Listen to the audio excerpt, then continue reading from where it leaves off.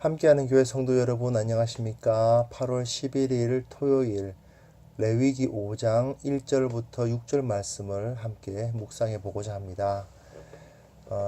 어제까지 우리가 레위기 4장을 살펴보았습니다. 속죄제에 대해서 살펴보았는데 5장도 속죄제에 관련된 내용입니다. 그런데 4장에서 설명한 그 속죄제에 대한 가르침에 대한 부연 설명이 5장에서부터 이어지고 있다고 생각하시면 될 것 같습니다.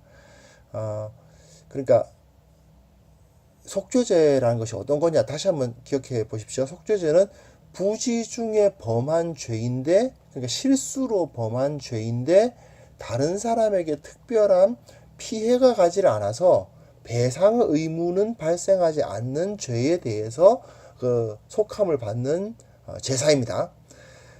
그 속죄제, 그런데 그렇게 설명하고 나면 그러니까 그게 어떤 죄죠? 라는 생각이 들잖아요. 그럴 때 이제 그 실리애들이 이제 제시되는 거죠. 한번 1절부터 4절까지 읽어보겠습니다. 만일 누구든지 저주하는 소리를 듣고서도 증인이 되어 그가 본 것이나 알고 있는 것을 알리지 아니하면 그는 자기의 죄를 져야 할 것이요 그 허물이 그에게로 돌아갈 것이며, 만일 누구든지 부정한 것들 곧 부정한 들짐승의 사체나 부정한 가축의 사체나 부정한 곤충의 사체를 만졌으면 부지중이라고 할지라도 그 몸이 더러워져서 허물이 있을 것이요, 만일 부지 중에 어떤 사람의 부정에 닿았는데 그 사람의 부정이 어떠한 부정이든지 그것을 깨달았을 때에는 허물이 있을 것이요, 만일 누구든지 입술로 맹세하여 악한 일이든지 선한 일이든지 하리라고 함부로 말하면 그 사람이 함부로 말하여 맹세한 것이 무엇이든지 그가 깨닫지 못하다가 그것을 깨닫게 되었을 때에는 그 중 하나에 그에게 허물이 있을 것이니. 자, 이게 하나의 그 속죄제를 드릴 만한 죄들입니다. 1절 4절을 보시면 말로 지은 죄죠. 그러니까 이 말로 지은 죄가 부지 중에 지은 죄냐, 뭐 이렇게 실수, 그게 과연 실수냐, 뭐 이런 논쟁은 있을 수 있습니다만은 사실 심각성, 그게 그렇게 큰 죄라고 생각하지 못하는 거죠. 그러니까 우발적으로 그냥 입에서 튀어나온 거, 또는 그런 말을 들었는데 그게 뭐 그렇게 큰 죄냐 싶은 그런 상황, 그것이 바로 속죄죄의 대상입니다. 1절 같은 경우는 누군가가 이 저주, 악한 말로 뭐 저주 또는 욕설 뭐 이런 걸 하는 것을 들었어요. 그 사람은 분명 말로 죄를 지었는데, 근데 그가 말로 죄를 짓는 것을 내가 들었어요. 또 보았어요.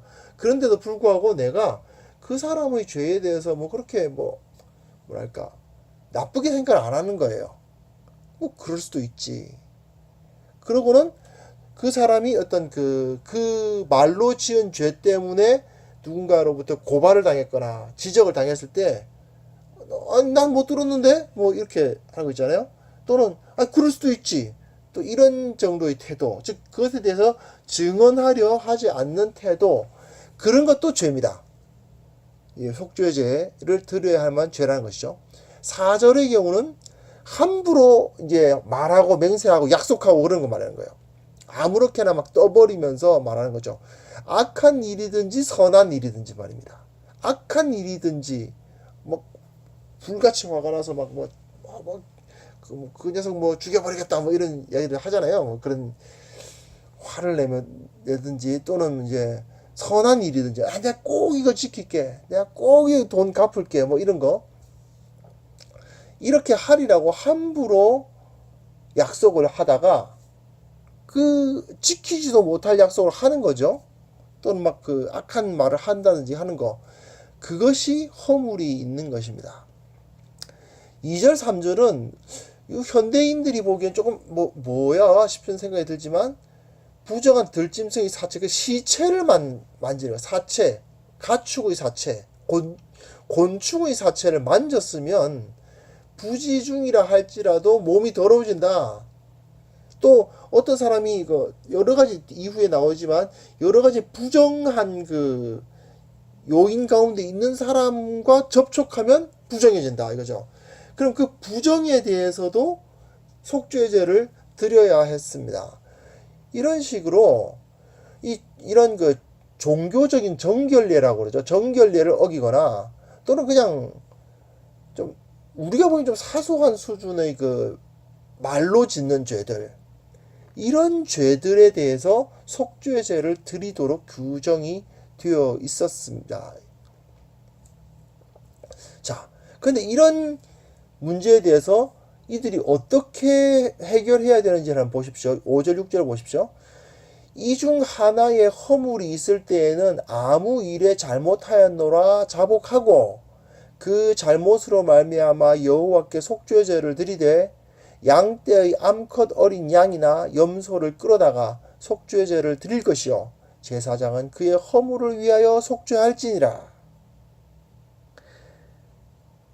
자, 이런 류의 허물은 내가 무슨 뭐 시체를 만졌다고 해서 다른 사람한테 피해를 줄 건 없잖아요. 그렇기 때문에 배상 절차는 없습니다. 또 그냥 분노해가지고 그냥 좀 입에 좀 험한 말을 입에 담았습니다. 그렇다고 해서 다른 사람이 어떤 그 물리적인 피해를 당한 것이 없기 때문에 무엇을 배상해라 이런 건 없습니다.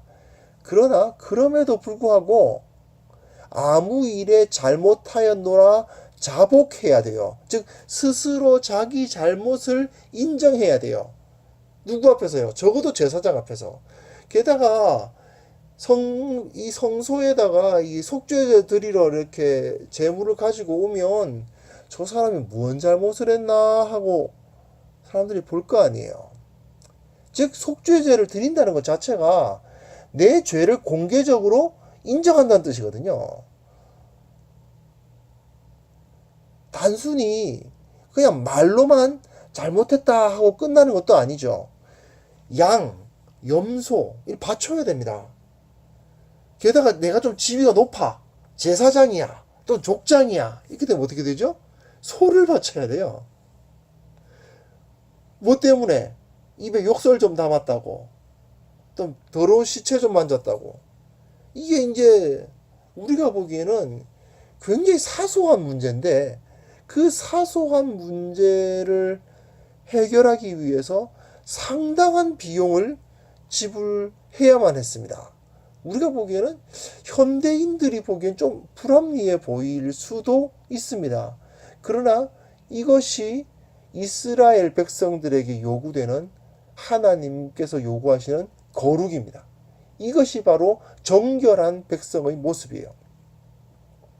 자, 제 주관적인 생각입니다. 이건 어디까지나 주관적인 생각이고, 뭐, 그 주관적이란 말이 이제 제가 경험한 그 범위 내에서 그렇다는 거죠. 그러니까, 다 그렇다라고 말할 수 없다는 건 인정하는데요. 제 느낌입니다. 그냥 용서하시고 들어주시면 좋겠습니다. 제가 어릴 때, 1980년대 이럴 때는 교회가 좀 그 법이 아닌 것까지 법이 되게 해가지고 너무 성도들을 좀 올가매는 그런 게 좀 있었어요. 그래서 너무 자유가 없어요. 뭐 옷차림에서부터 시작해서 뭐 머리카락 모습이라든지 이런 것도 막 지켜야 될 것처럼 해놓는 그런 모습들이 좀 있었습니다. 근데 최근에는 그리스도인으로서 마땅히 지켜야 할 법까지도 소위 말하는 은혜로 덮어요. 그게 은혜가 아닌데 소위 은혜, 사실은 가짜 은혜죠. 그걸로 그냥 죄를 덮어버립니다.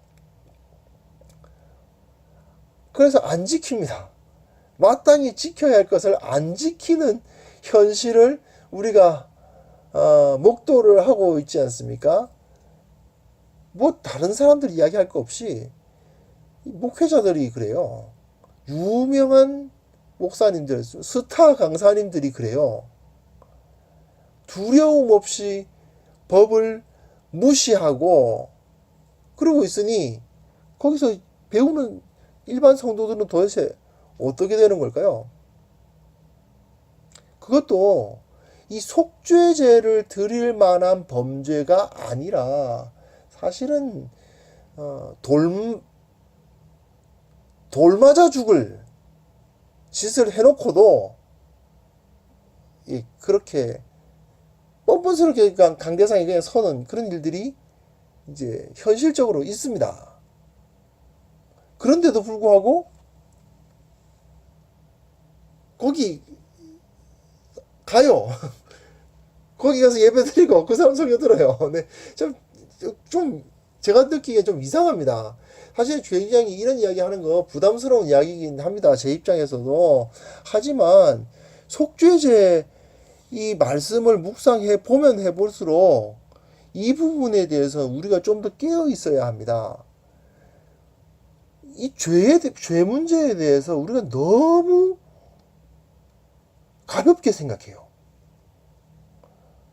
단순히 입에 욕설을 입에 올렸다.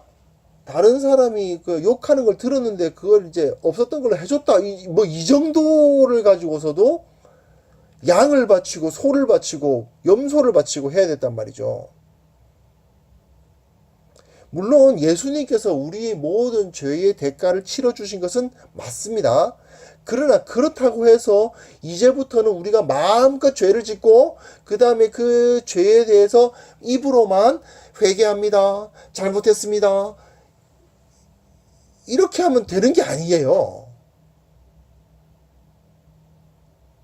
속죄제 규정을 보면 이 얼마나 사소해 보입니까? 이 사소한 죄를 깨끗하게 하기 위해서 얼마나 엄청난 대가를 치러야만 했습니까? 이걸 생각해 본다면 우리가 이 율법의 정신을 생각해 볼 때 우리가 얼마나 우리 교회가 정결해지기 위해서 거룩해지기 위해서 노력해 왔는가에 대해서 정말 다시 한번 생각해 보지 않을 수가 없습니다. 좀 더 우리가 지금보다는 더 의로워져야 되지 않을까요? 지금보다는 더 정결해져야 합니다. 나의 입술과 나의 일거수일투족이 하나님 앞에서 거룩해야 한다는 사실을 다시 한번 확인할 수 있었으면 좋겠습니다. 좀 더 우리가 죄 문제에 대해서 진지한 태도를 가질 수 있기를 소망하고요. 좀 무거운 상황, 좀 무겁죠? 이 메시지가 좀 무겁습니다. 네, 그러나 좀 더 우리의 양심이 굳어서 화인 맞은 양심처럼 되어버리지 않았는지 나 자신을 돌아보고 어떻게 해서든지 어제보다 오늘 내가 더 정결해질 수 있기를, 내가 좀 더 거룩해질 수 있기를 기도하며 바라는 우리 모두가 되었으면 합니다. 기도하겠습니다. 하나님 아버지, 하나님의 말씀을 묵상해 볼수록 우리가 정결해지기 위해서, 거룩해지기 위해서 얼마나 더 많은 노력과 기도가 필요한지 참으로 깨닫게 됩니다. 아버지께서 우리에게 은혜를 베풀어 주시사 우리를 깨우쳐 주시고 하나님 앞에 더욱더 정결한 신부로 나아갈 수 있도록 도와주옵소서. 아버지, 우리의 모든 언어 생활과 우리 모든 일거수일투족이 주님 보시기에 거룩하고 정결할 수 있도록 우리를 붙들어 주옵소서. 오늘 하루, 이 주말에 살아가는 동안 세상의 영향력 가운데 있다 하더라도 거룩한 삶을 유지해 나갈 수 있도록 주님께서 우리와 함께하여 주옵소서. 예수님의 이름으로 기도합니다. 아멘.